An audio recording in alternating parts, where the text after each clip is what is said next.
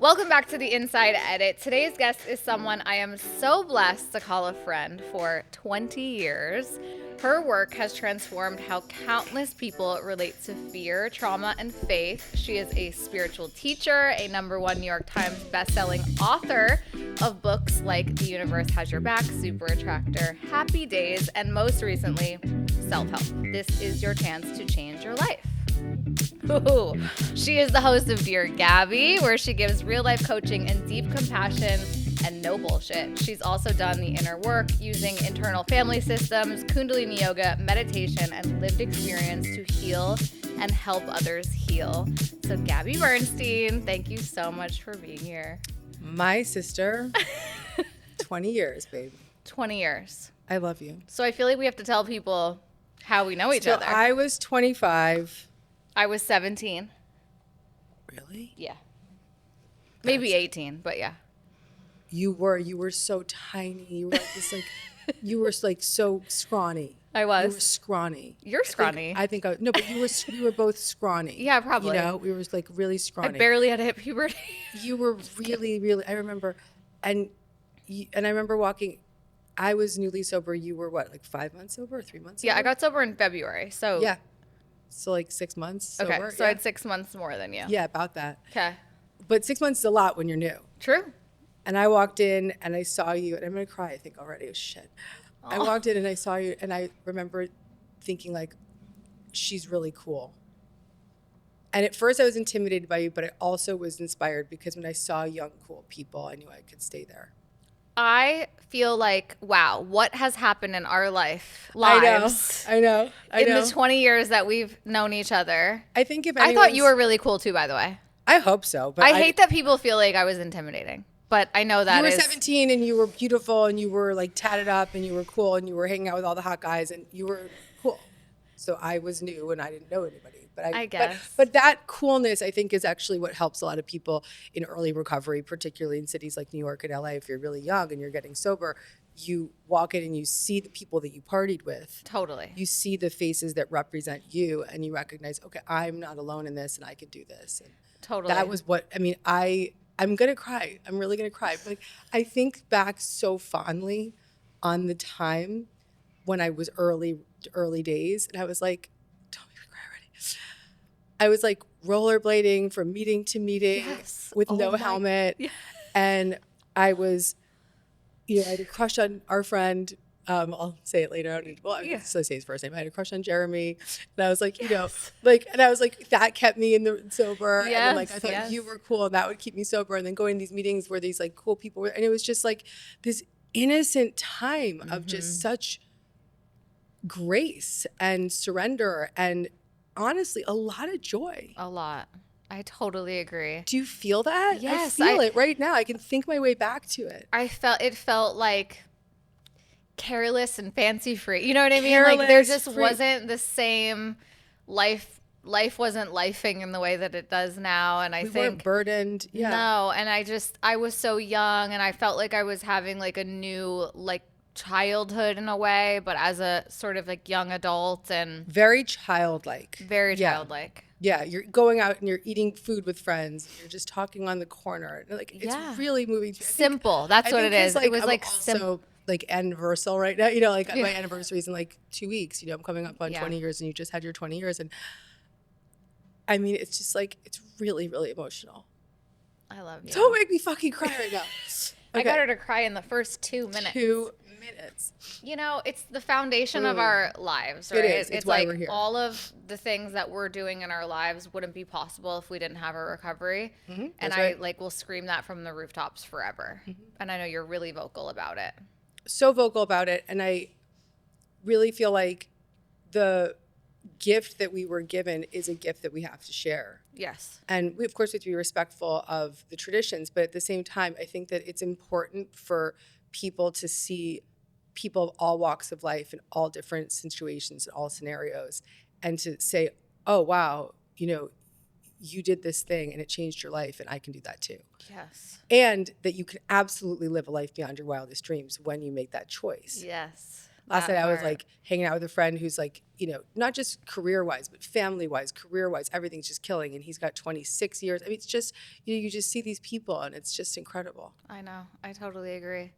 So I want for anyone who doesn't know who you are, which it feels impossible, but in case they don't, your journey from obviously getting sober in your mid 20s to this today.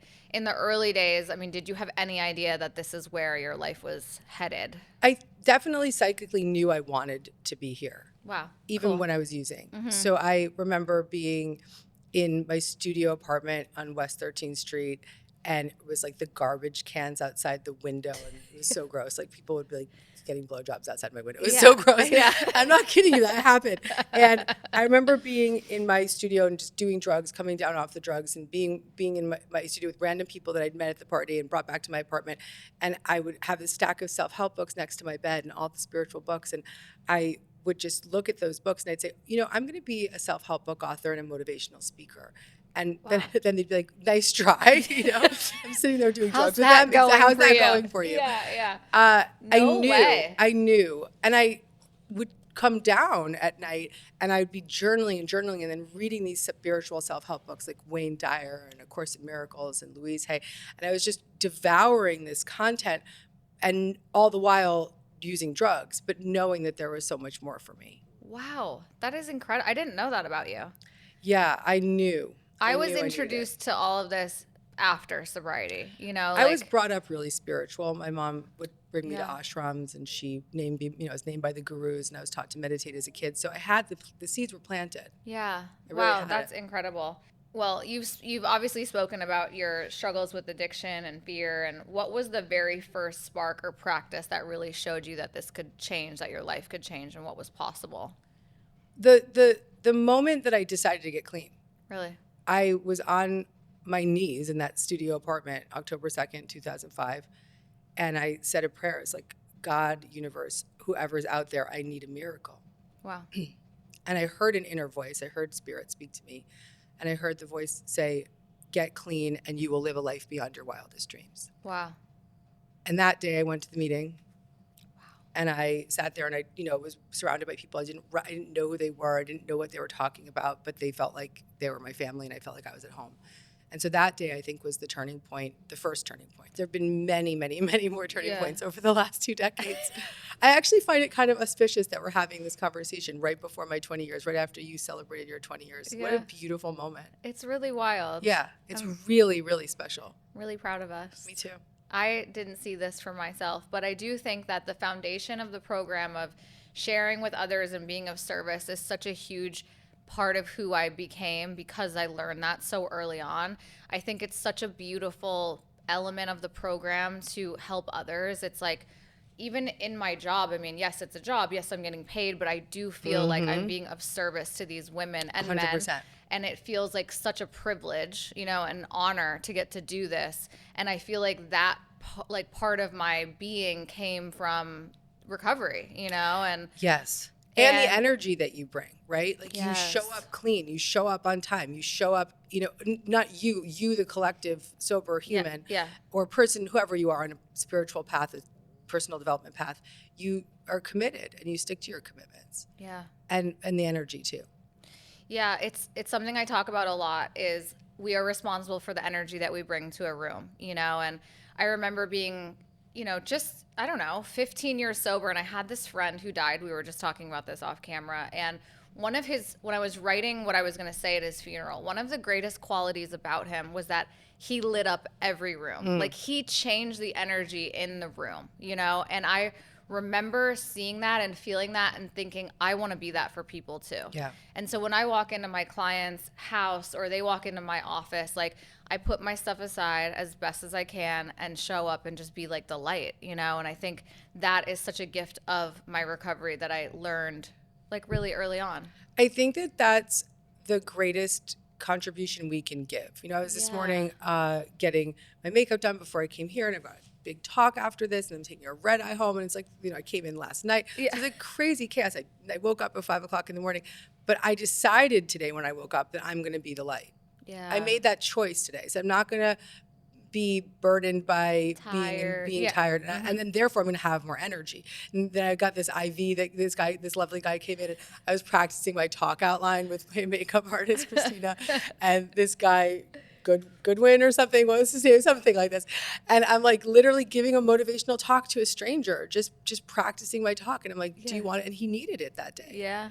So you don't know who was in the room. You don't never know what they need. It's incredible too when I hear these stories of people who either have heard my story even before the podcast. Like people have heard my story and were like, I'm inspired by you and I changed this about my life because of you. I mean, that is the greatest gift, blessing. And the amount of people that you touch on a daily basis. I mean, I can't even imagine not the weight of that, but I know you see it as a privilege, but you've been through so much in your life and you're just a human too. You know, I was listening to your new Audible as we were prepping for this episode. I listened to the whole thing, which was so perfect for me, by the way. For anyone who doesn't know, it's called The 7 Habits of a Super Attractor. And it's a take on a book you already wrote, right? Yep. You want to tell us about it? Yeah, so that was, it actually just came out. I wrote a book called Super Attractor, and that's methods for manifesting a life beyond your wildest dreams. And then I was talking to my publisher at Audible, and I do these projects with them that are called Audible Originals.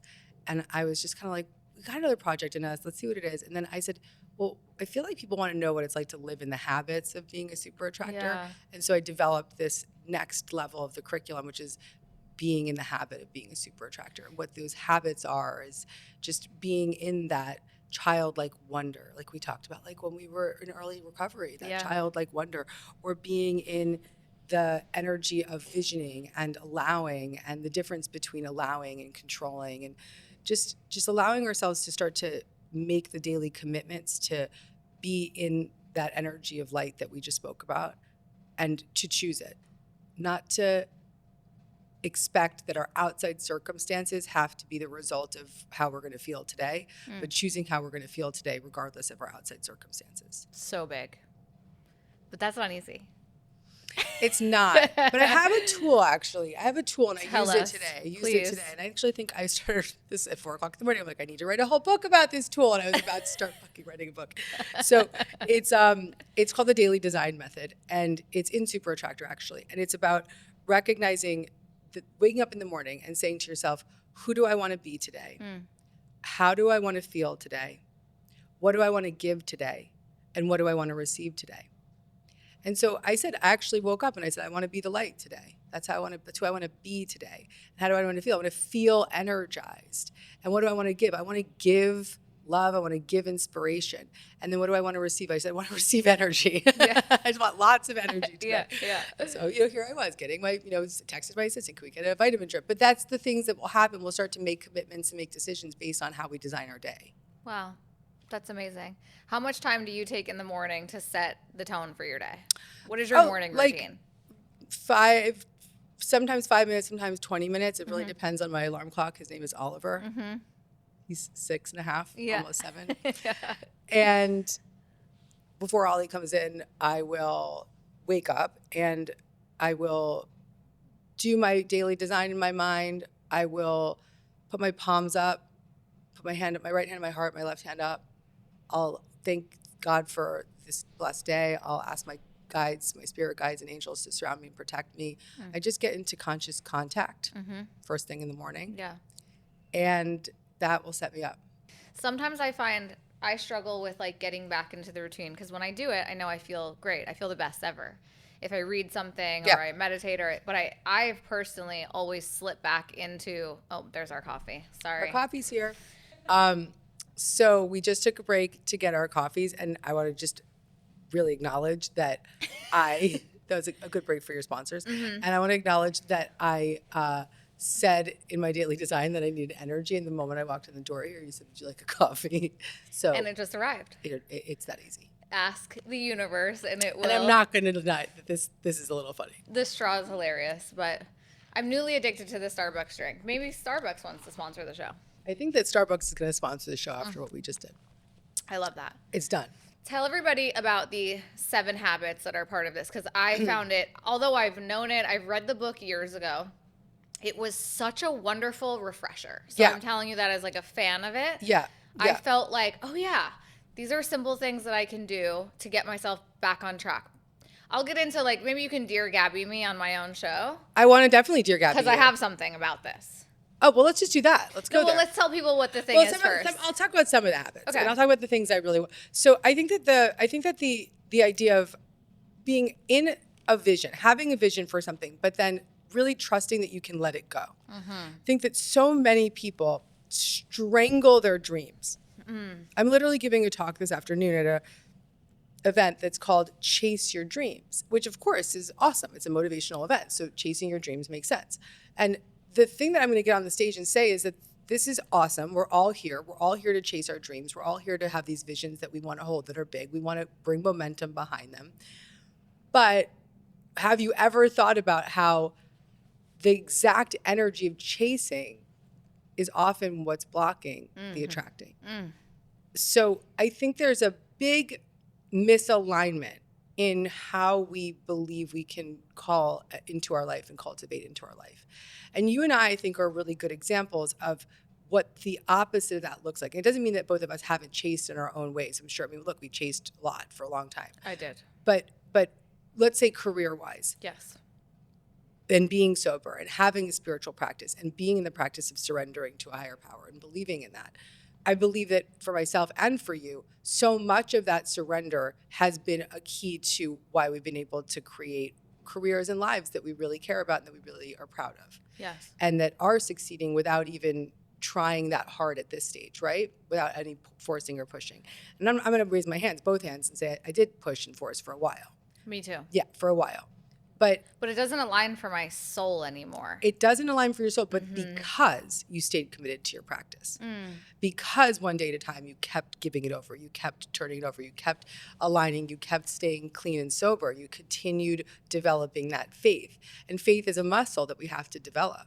And to be a super attractor, it's not about how we just go do something. It's about returning to who we really are. It's returning to the truth of who we really are.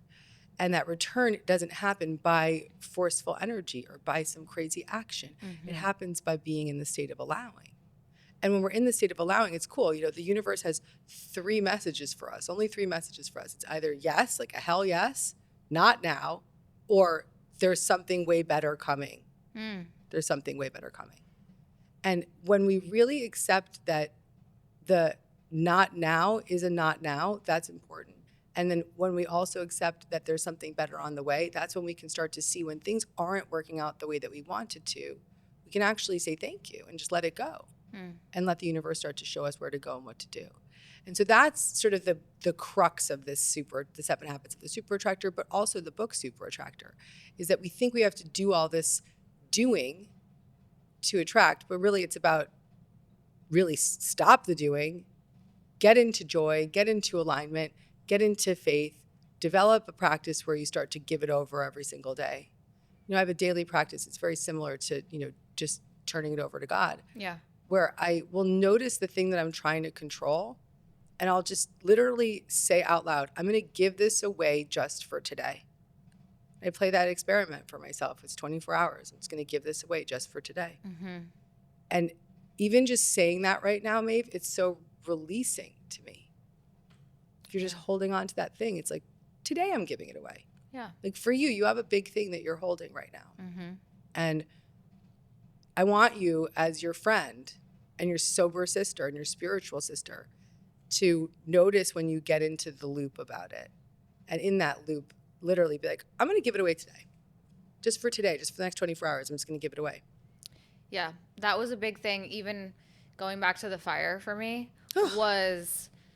every day was so overwhelming of like what had happened and then what we needed to do, and really just going back to that, like, I'm just going to do what I can just for today. Mm-hmm. Like I couldn't see when you've lost everything and you have to, handle your family, handle his kids, make sure, all the things are happening. We needed so much. It was fucking crazy. Yeah. But I just was like, this is back to basics. Like this is early recovery stuff. Yeah. Like just do what I can in the day and don't think past this day. And there's something to be said for that, even when it's not in such a chaotic moment of just like, this is uncomfortable. This isn't sitting right with me.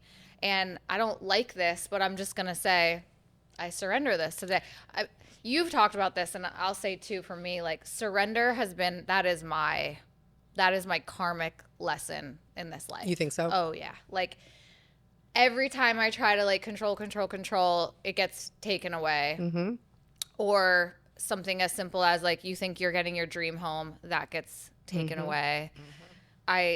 You're trying to get pregnant, it's not working, that's taken away. You know, so I'm just constantly throwing my hands up.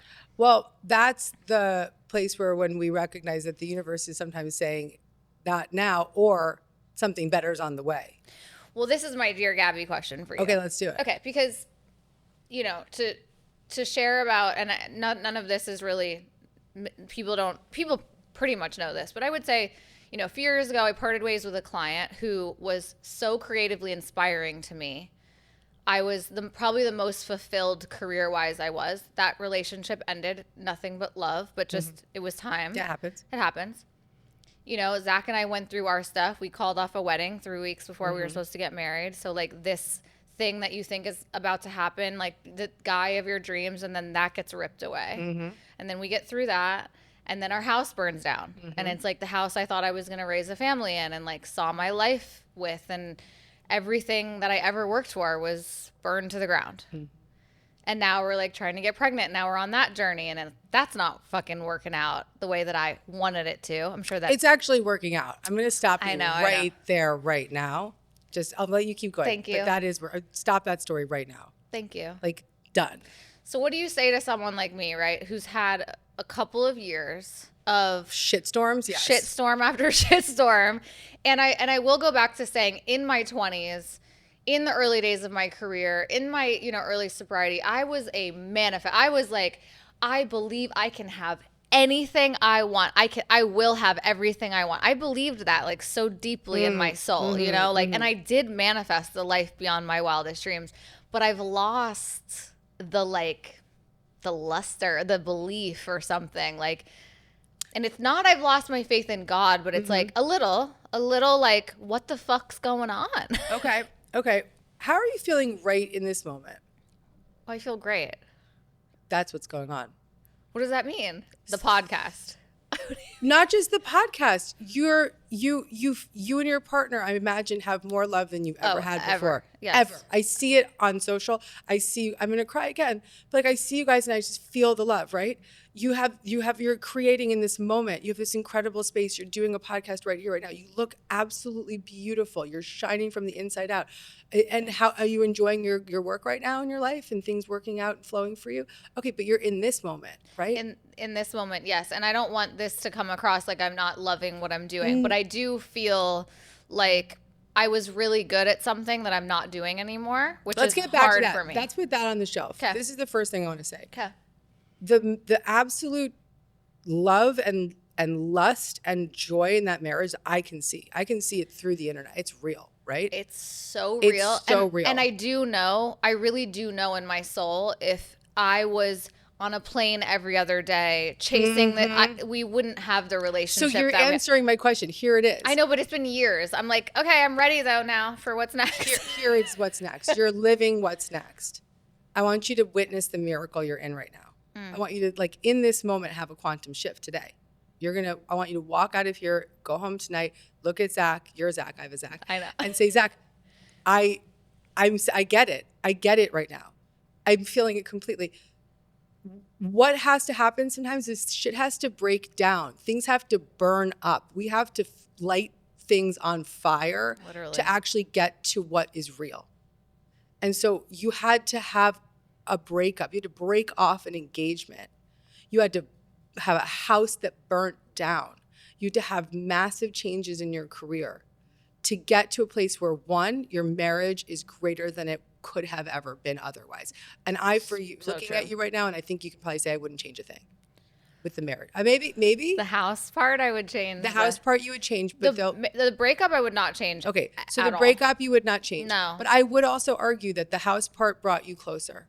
For sure. Okay, so that bond, I know that it'll take time because this is a big wound. It's a big wound. I'm not Yeah, going to force it over.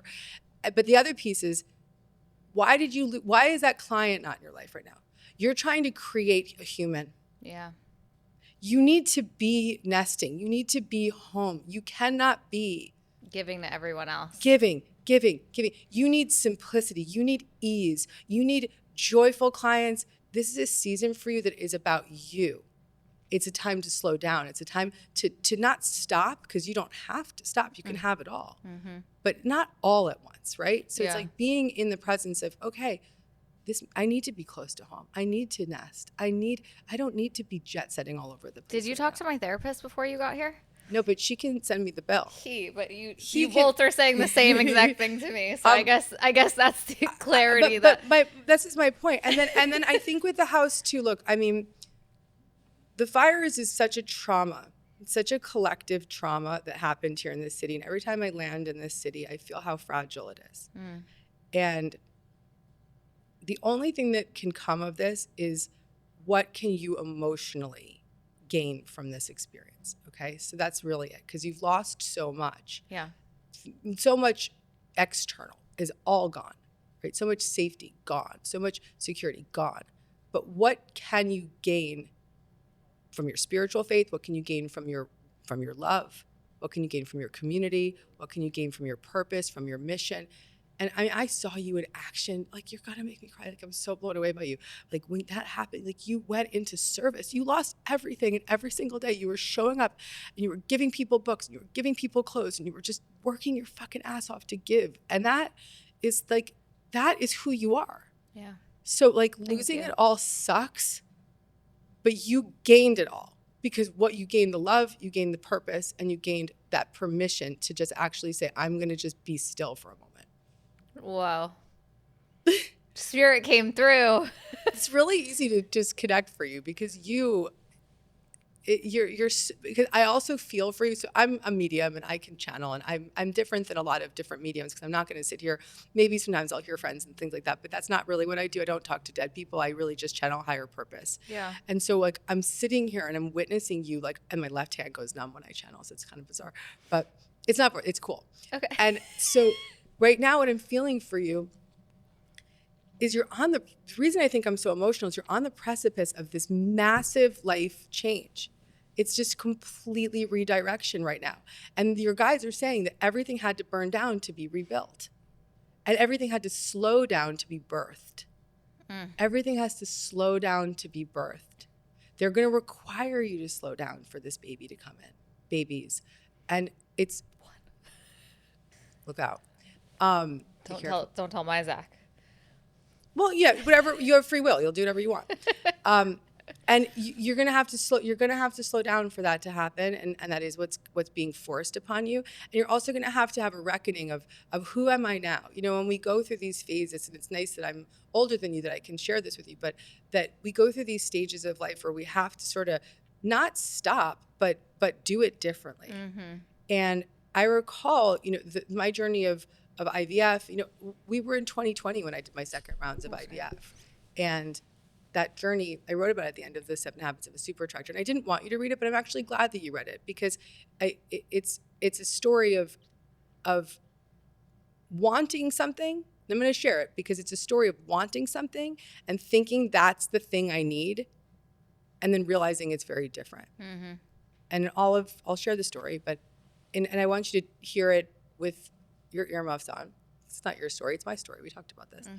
But you know, I had my son Oliver, and then we wanted to have a second child, and I wasn't blessed. I didn't have embryos, and I was having, you know, okay, now I did IUI with my son, Ollie, and so by the time I was going to try again, I was 40 years old or 41 years old. And so I did IVF, and it was right in 2020. And it was really cool. Like I didn't see anybody during 2020. So we're in this place where we can't see people, but I'm an extreme extrovert. So I was writing a book called Happy Days at the time, which is all about my trauma, and I was wanting to study a lot at that time. So I had an hour commute to the fertility center, and I was driving Connecticut back and forth to the fertility center. And as I was going, I was listening to these audiobooks and learning and studying and really getting deeply into the content. And every time I'd walk in, I'd see the nurses, and I was like, you guys are my best friends. You're the only people I see. Yeah. And they were literally my best friends. And I went round after round, 9 rounds of IVF, and I got no healthy eggs. let alone an embryo. I wasn't getting a healthy enough egg. And finally, I got to the 9th round and I made one healthy embryo. And I remember I got a call from the embryologist and she said, the embryo looks really good. And I said, can you pray on my embryo for me? And she's like, okay. And I kept saying to my husband, all you need is one. And this became our mantra. All you need is one. All you need is one. And it was this healthy little boy.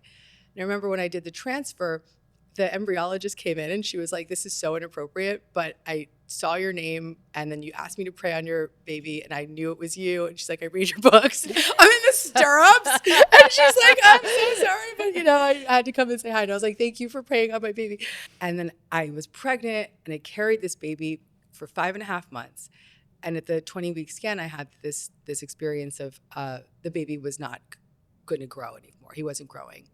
And we were in the room and they were really concerned before they told us. And they kept saying to us, are you doing any more transfers? Do you have any more embryos? And I was like, I'm sorry, I'm only telling this for the good part. No, I know. It's just sad for you. No, I'm not. This is the good news. I know, but regardless of I know there's going to be good news, but it's like it's a really hard thing to go through. It was a really hard thing to go through, but this is the miracle. Yeah. This is the miracle. Stick around for the miracle. Is that they kept saying, do you have any more embryos? And my husband's like, all you need is one.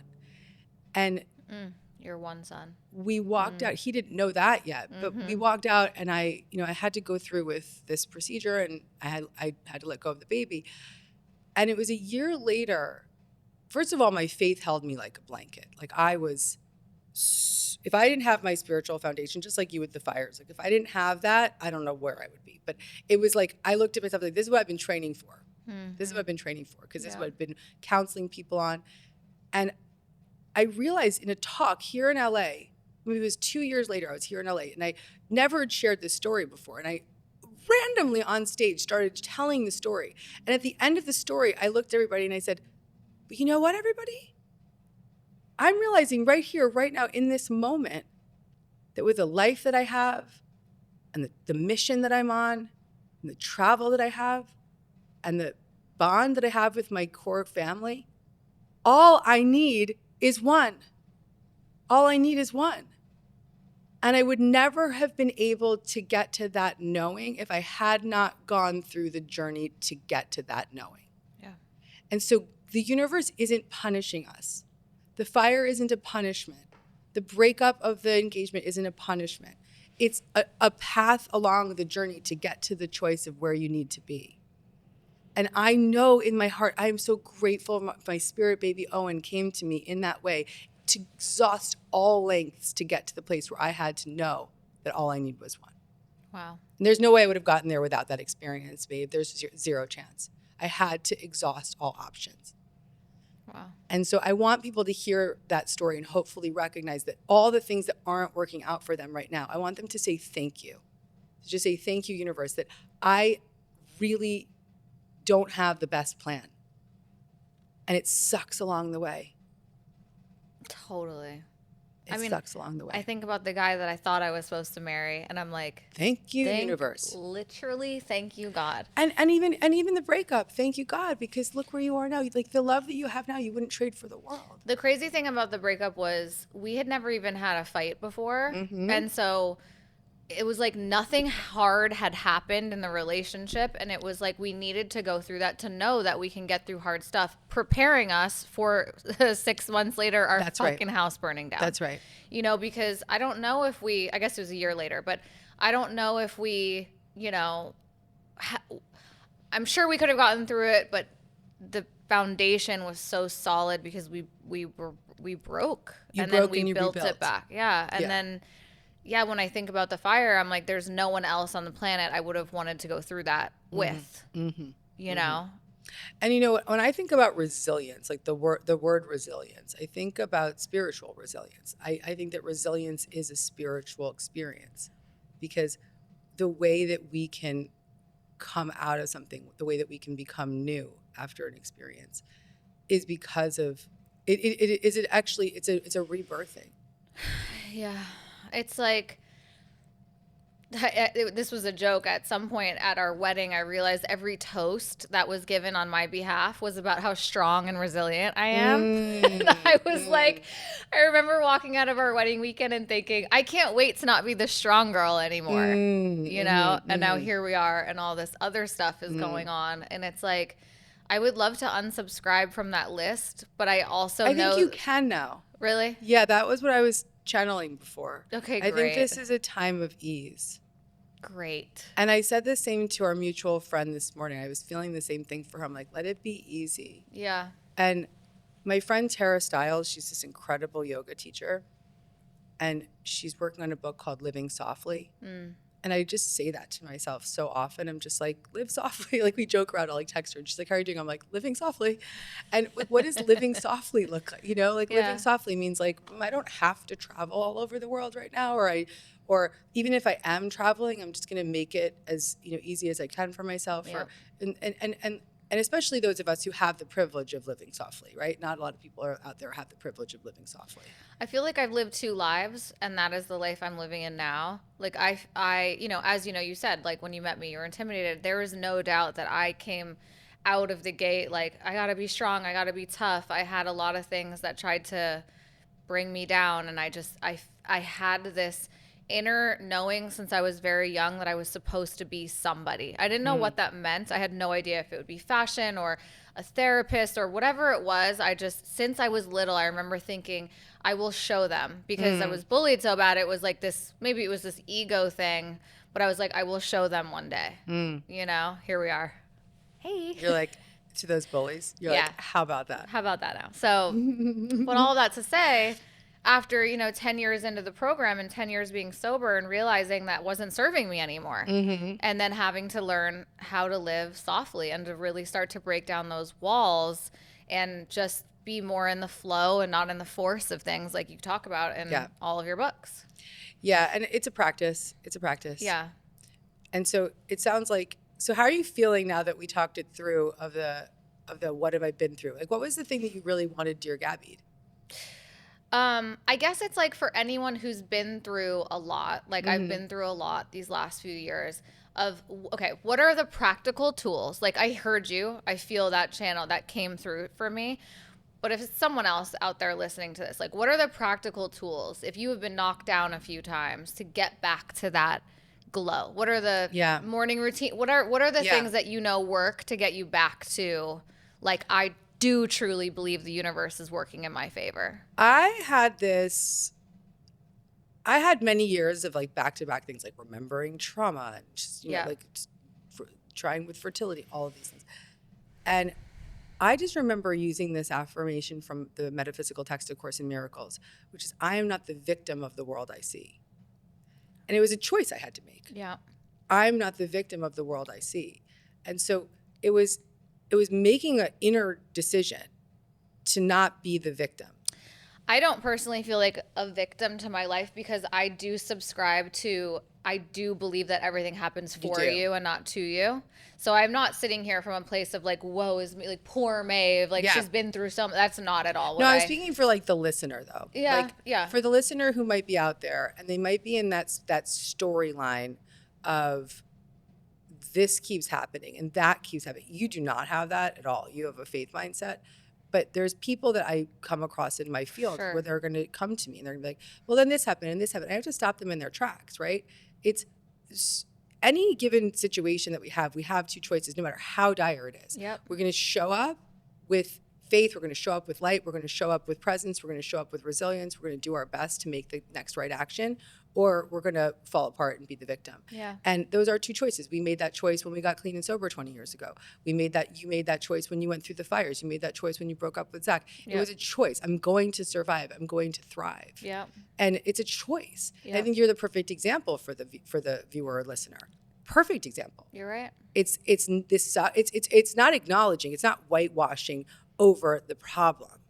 It's saying, this sucks, but I'm choosing resilience. This is very difficult in this moment, and I'm going to give myself a full-bodied honoring of what's going on in my life right now.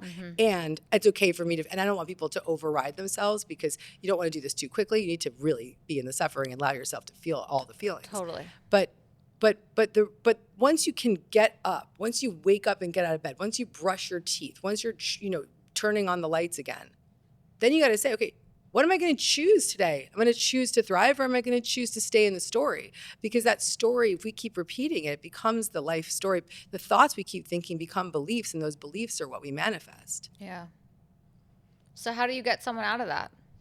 Well, I think the first step is really giving them permission to one, witness the story that they're in, witness that storyline, and to look at it like, the victim storyline, or it's not for me, or I'm not good enough, or whatever that might be. Yeah. And recognize that story is a thought that they keep thinking. It's a belief that they've established. It's probably been there for many, many years. It's probably been a protection mechanism in some ways. For sure. Yeah, it's a protection mechanism. Yeah.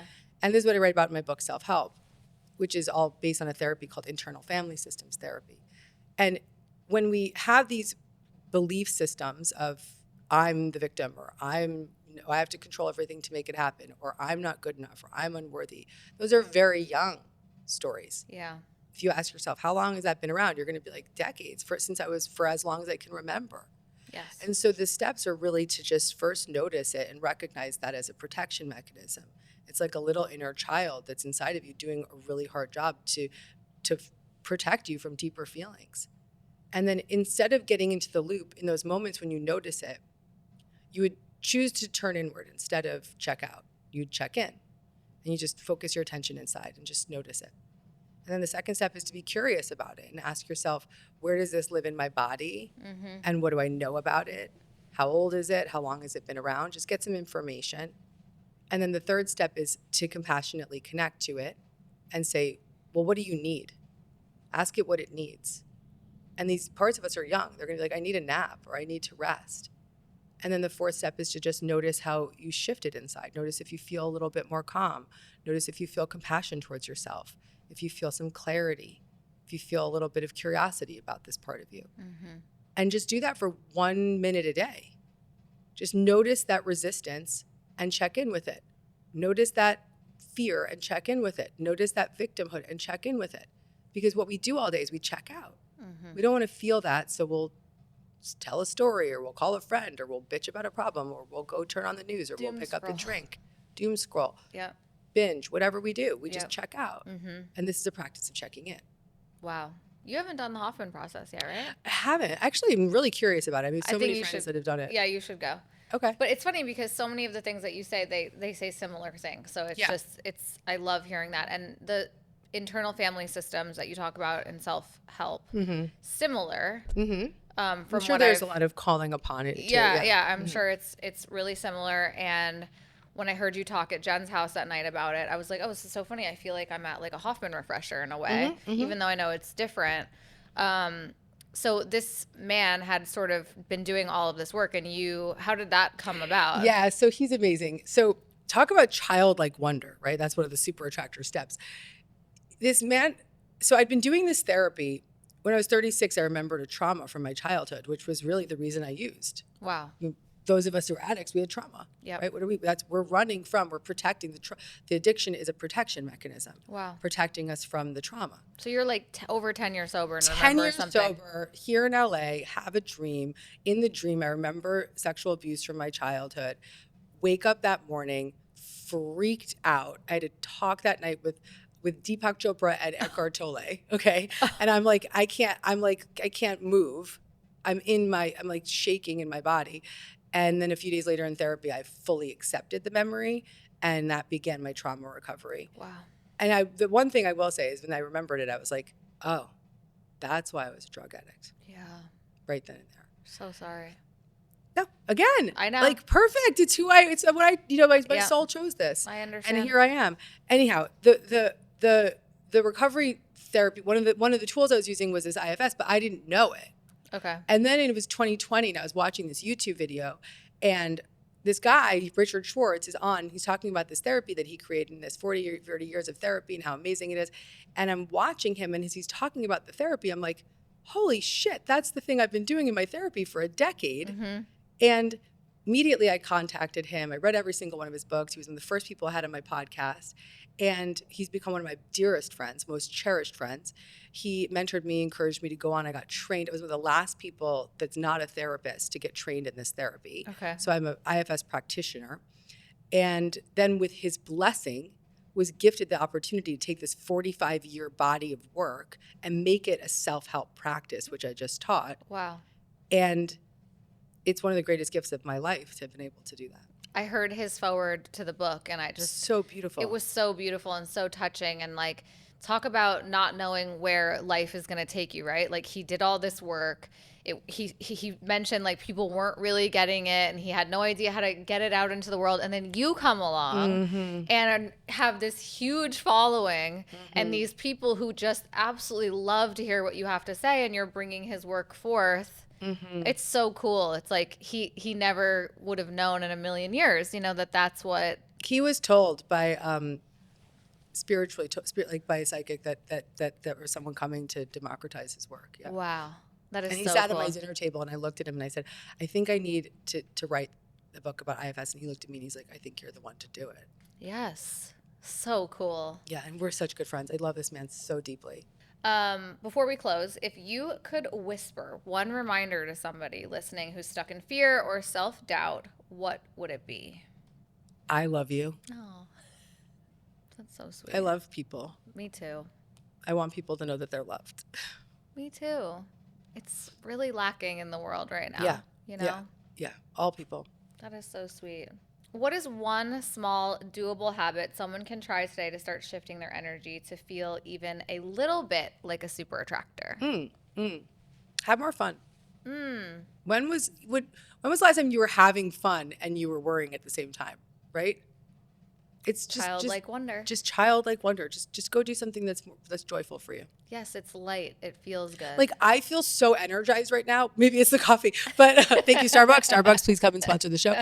But I will tell you that it's also just being with you, like being in the energy with a girlfriend, and like for me, like what's fun for me is like spiritual sisterhood. That's like my biggest joy in life. I just want to like go on retreats with girls, so it's like this spiritual sisterhood is just so high vibe for me, and so this is energizing. Yeah, same. How much of the work is mindset versus behavior? Like, how do you switch that? Mindset begets behavior. So it starts with the mindset, and then the behavioral choices will follow. I think that there is the sort of act as if as well, like, getting your butt into the meeting or getting your butt to the gym. But that starts with mindset still, because that's a choice that you're making to get out of the bed and go do that thing. So I think recognizing mindset doesn't have to be this radical thing that you have to read 1,000 self-help books and go to 1,000,000 seminars. It's actually just a choice. Yeah. It's my choice today is to actually walk out the door and walk to that 12-step meeting, or my choice today is to go to the gym in this morning, right? It's a choice. So the mindset starts the action. That's amazing. I love your meditations, like even just your little one-liners. Is your app the best place for people to go to get that? I want to show you something really fucking trippy, and it's going to be in my app probably exactly around the time that this comes out. Okay. Or at least it'll be alpha beta testing in the app, and then it'll be out definitely in November. So let me get my phone. Oh, this is so exciting. Oh my God. So crazy. I just did it with Jen. She was losing her shit. This is your big reveal? This is actually we're so honored. This is my big reveal. I was not expecting It's hot to do in this. here again. I don't know what's wrong with my air conditioning. Okay, I can't wait. Okay, ready? I'm so ready.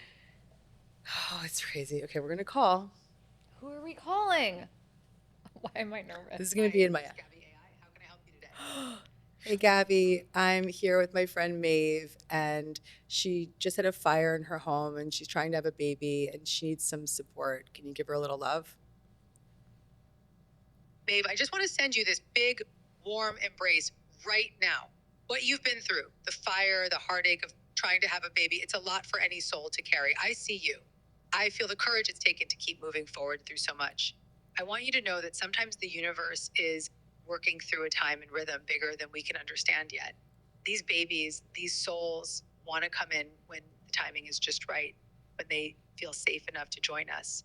You are such a powerful, loving vessel. Even in the most difficult moments, you are doing a sacred service. Hold on to your faith in that timing, loving yourself through the wait, through the healing, It's okay to grieve the losses and the challenges while still believing a miracle is on the way. Your light is shining so bright even in this darkness. If you're open, I'd love to guide you through a short prayer for help, a moment to surrender, to feel supported and carried by a greater love. Would you like that? We can hold space for you right here, right now. I don't even have enough words. That is dude, the future is bright. The future is bright. AI is so cool. This is a good part of it. This is crazy. Yeah, and she said it best. Wow. She made Chrissy You. cry. Well, she's based on 20 years of 11 books Of and course. 20 years of talks and it is my way of being able to help people in the moment. It's going to be 24/7 spiritual guidance and Wow. and it's going to be in the app in the Gabby coaching app. Wow. So where can people get the app?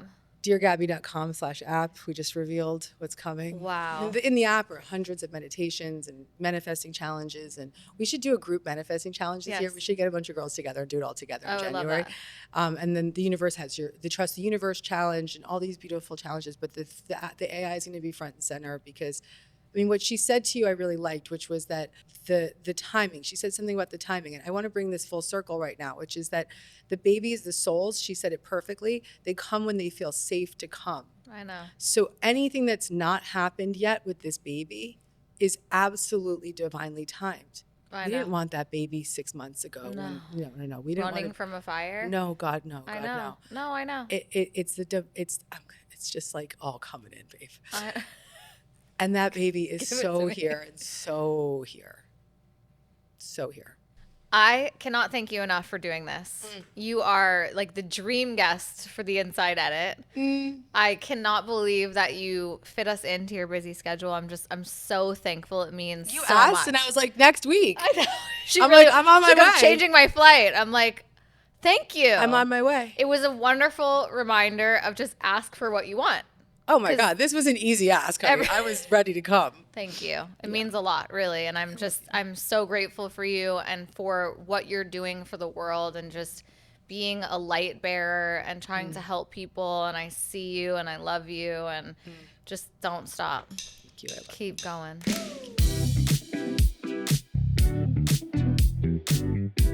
you.